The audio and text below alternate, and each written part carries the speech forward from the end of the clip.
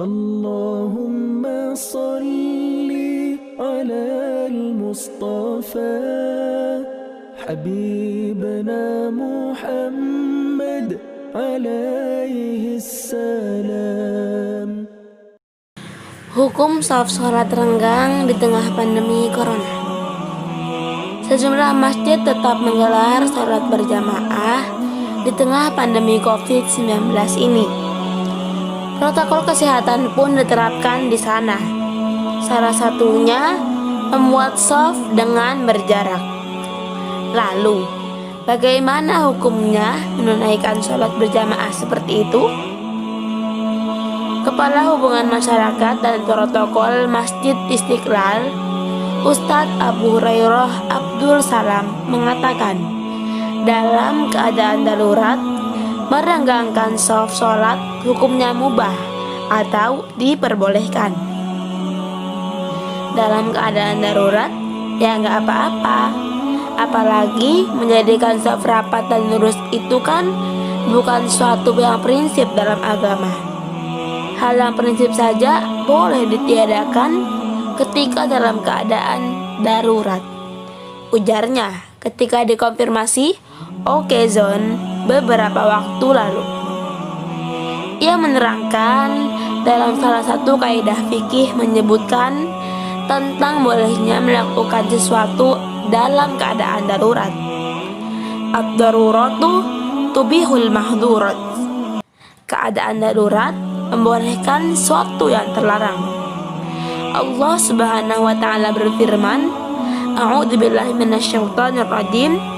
Faman itturra ghayra baghin wala 'adin fala itsma 'alaihi. Tetapi barang siapa dalam keadaan terpaksa memakannya sedang dia tidak menginginkannya dan tidak pula melampaui batas, maka tidak ada dosa baginya. Ustadz Abu Hurairah mengatakan, di Masjid Istiqlal sendiri belum ada himbauan atau instruksi merenggangkan shaf sholat ketika sedang berjamaah. Belum ada instruksi imam besar untuk merenggangkan shaf, ucapnya.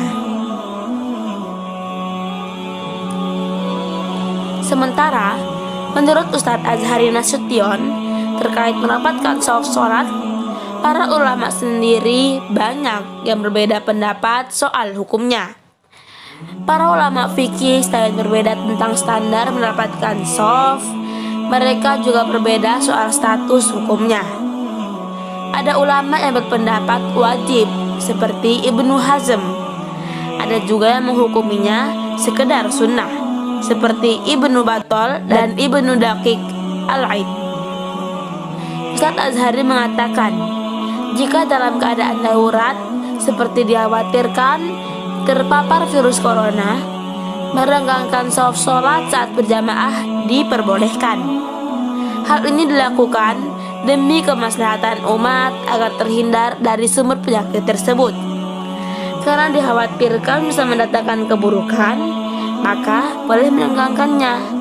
Bahkan lebih jauh dari itu, orang yang mengalami gejala virus corona, dia boleh sholat tidak berjamaah dan di rumah, tidak perlu ke masjid, pungkasnya.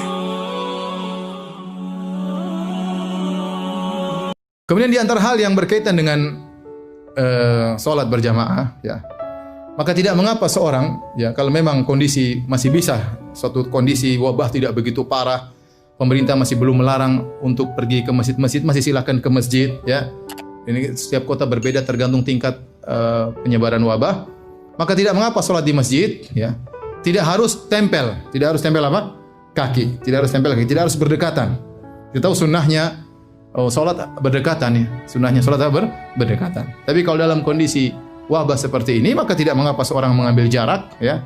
Seorang mengambil jarak dalam sholatnya jika memang kondisinya sudah mengharuskan demikian. Jika tidak, maka kita kembali hukum asal, yaitu kita dempet.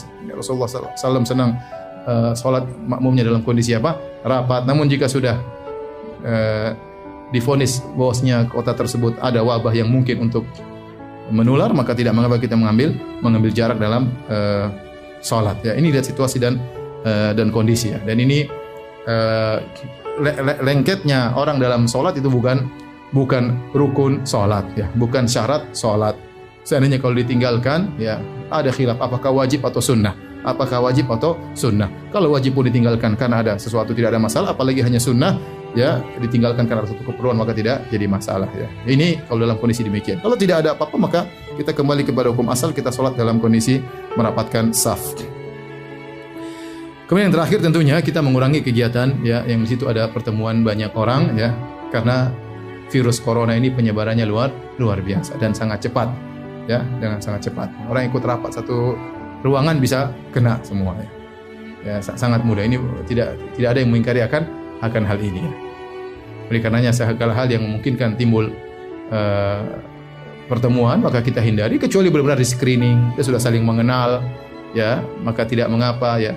Dan tidak harus kita berjabat tangan, ya. Ketemu, ya, sudah.